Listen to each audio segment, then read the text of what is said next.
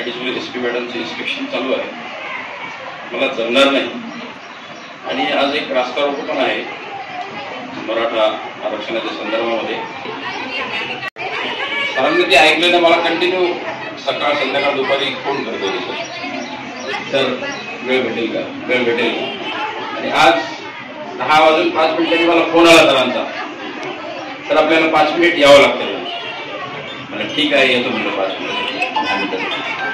म्हणून सरांचं जे कौतुक करायचं आहे खरोखरच, म्हणजे एखाद्या गोष्टीचा त्यांनी जर समजा विचार केला आणि ठाम निश्चय केला तर ते मला असं वाटतं की ती पूर्तता केल्याशिवाय थांबत नसावेत असं माझं एक मत आहे. शिक्षक वृंद, खरं तर मला असं वाटतं,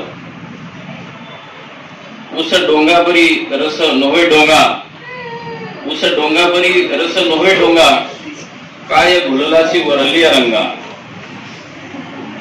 कमान डोंगी परी तीर नव्हे डोंगा, काय भुललासी वरली रंगा.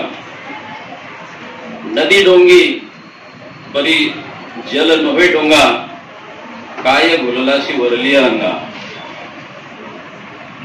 आणि चोखा डोंगा बरी भाव नव्हे डोंगा, काय भुललाशी वरली रंगा. म्हणजे आतमध्ये येताना मला असं दिसत नव्हतं की या ठिकाणी शाळा किंवा कॉलेज आहे, महाविद्यालय आहे.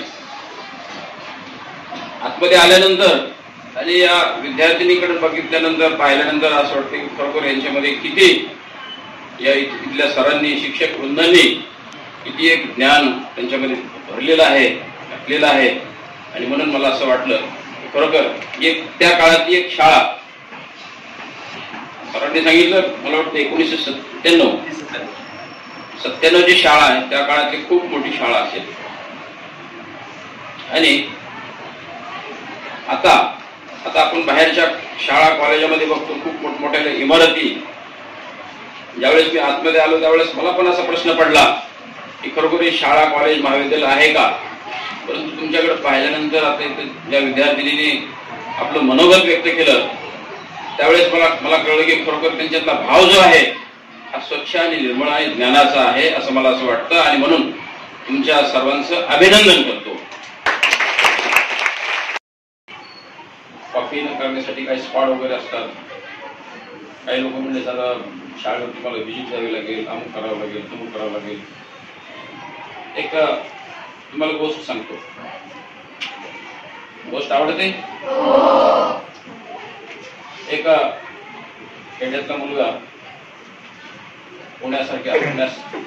पुण्याच्या शहरामध्ये जातो घोड्यावर बसून जातो.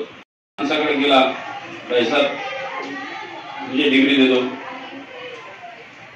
तो माणूस म्हटला अरे भाई साहब अभी अपनी एक घोड़ी लिया है. हाँ बोले मैंने मेरे लिए लिया है, अब मुझे मेरी घोड़ी के लिए खुना है. तो म्हटला भाई साहब यहाँ खाली गधों को डिग्री बेची जाती है, घोड़ों को नहीं.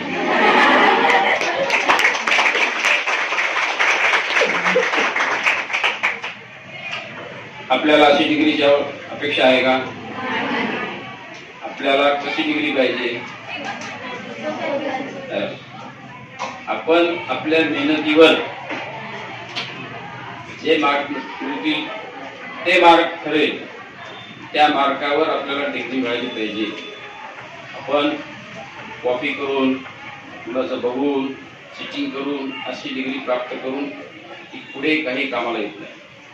अलग लक्षात. म्हणून मेहनत आणि मेहनत याच्याशिवाय आपल्याला पर्याय नाही. म्हणून सगळ्यांनी अभ्यास केलेलाच आहे.